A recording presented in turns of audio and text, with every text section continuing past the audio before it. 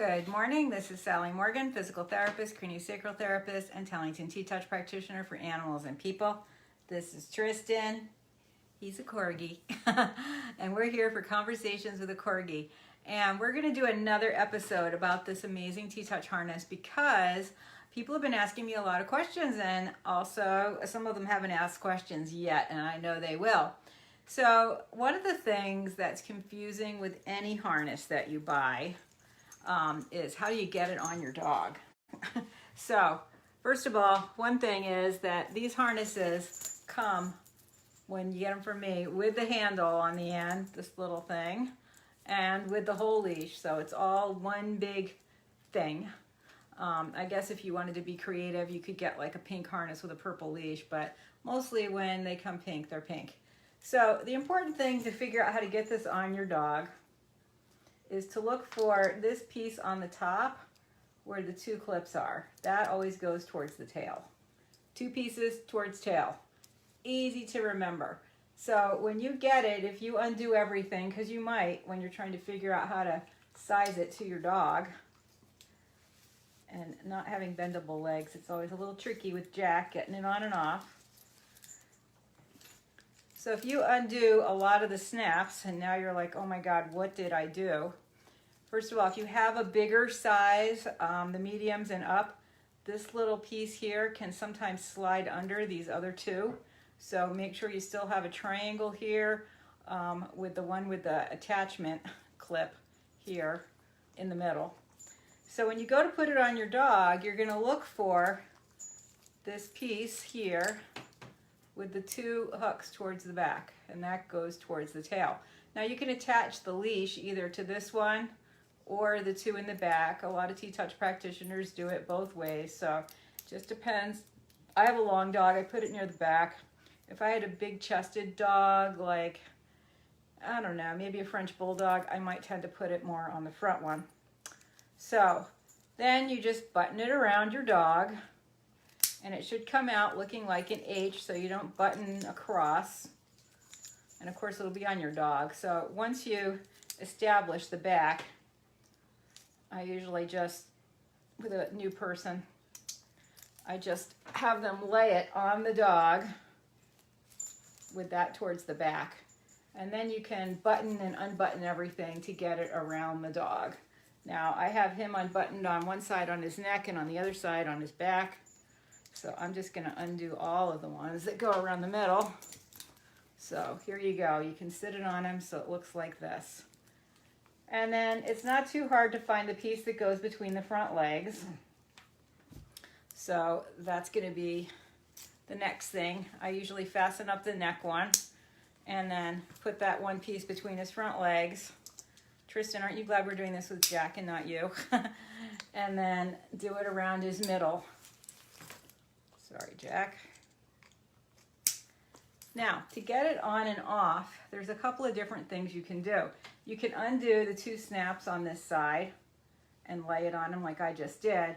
A lot of people, if their dog is, quote, not bothered, you can put their paw through, which even Jack can do, and put it on over their head. But very few dogs are okay with you coming at them like this to put the harness on. Now, my dog, Tristan, wears a million costumes and clothes all the time. And as you can see, if I take his off, give me this piggy, son. He's like, all my weight's on that piggy. If I take his off, I mean, he's got a wound on his ear right now, and he is not at all troubled by putting this on and off. But some dogs are, and it's not always the ones you expect. Sometimes some of those little Cavaliers of my sisters, because of the SM and everything else they have going on and their ears being long, they really don't like it going over their heads. And my mom Schnauzer, she didn't like it over her head either. I think it has to do with her ear cropping and all the fur on her head that might get caught. So, you know, if you want to be really polite, you're going to undo these two snaps that are on the same side, lay it on their back, and do it up around them. So another person wanted to know, first, if the leash came with it, and then, yes, of course, because you can't use this harness without this leash very well.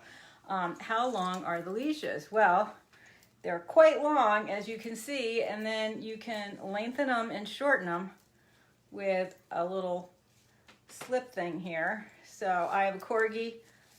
I'm pretty tall, not super tall, but 5'5", and he's really short. So I'm going to make this pretty long so that when I'm walking him, I have plenty of room to stand up and then have the leash in 2 hands or in 1 hand.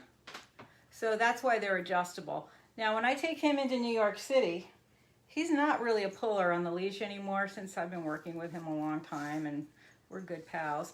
But when I'm in New York and there's so much going on, even now with COVID, there's people and dogs and trucks and noises and stuff he's not familiar with in every direction, I put this leash quite short so that he is really close to me.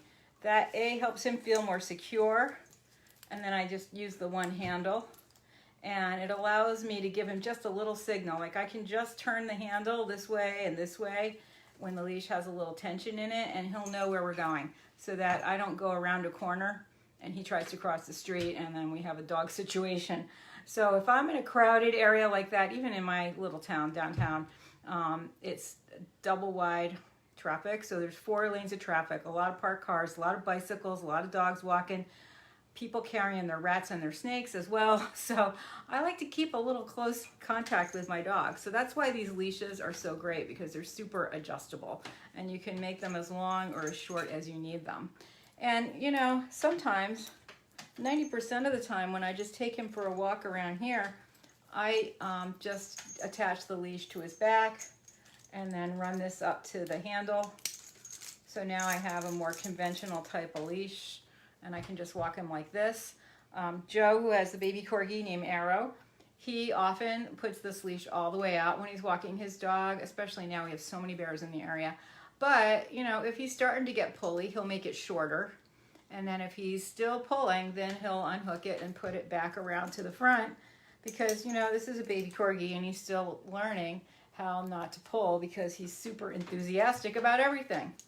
The other thing you need to know is when you have the leash coming off to the side, so like it can be this way in front of Tristan's head or that way.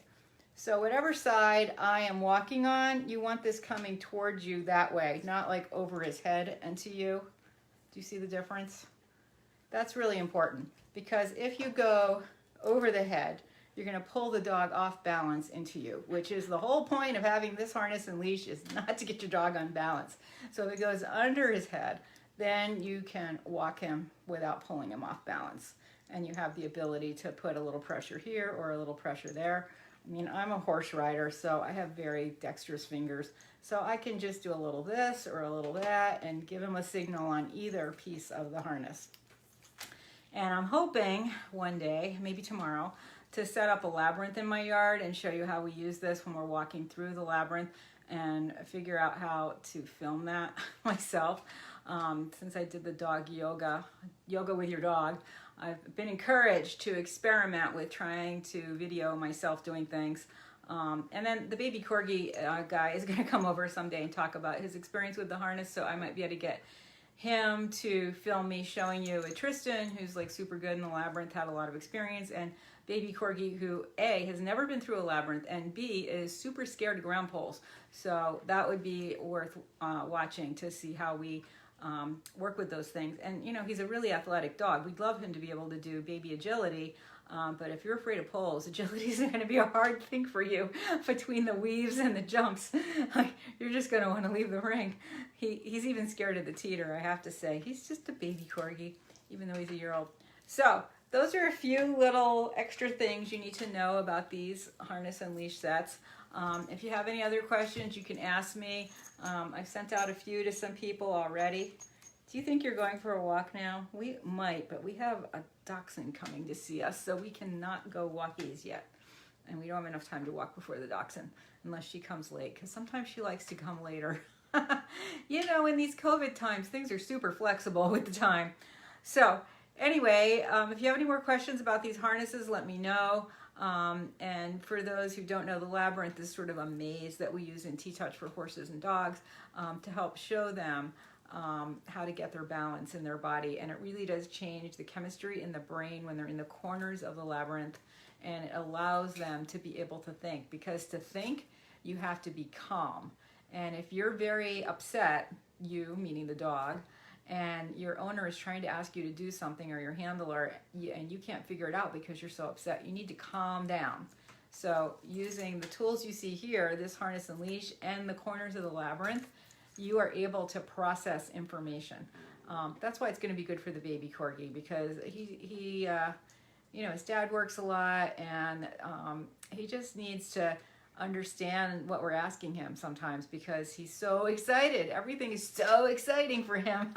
And we just want him to see that we're just asking him to do some really simple things, like keep his 4 feet on the ground when he's greeting people sometimes, because he would be a great therapy dog, and they are not allowed to jump up. And you know, how to find some courage when he's near a pole on the ground.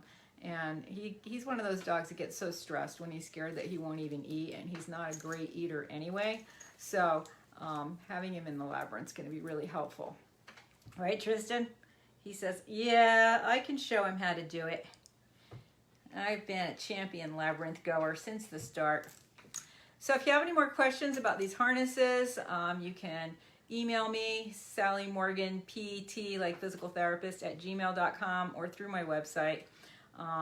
The website's somewhat unreliable. It makes me change the password like every 3 days, and it's complicated. But either way, I will get it. And I will continue to answer your questions on the various pages where this is posted. And hopefully you will enjoy walking with your dog when you have him in balance. And you are in balance as well. Right, Tristan? Because we all know walking our dogs is one of the great joys in our lives. And we want it to be fun for us and the dog.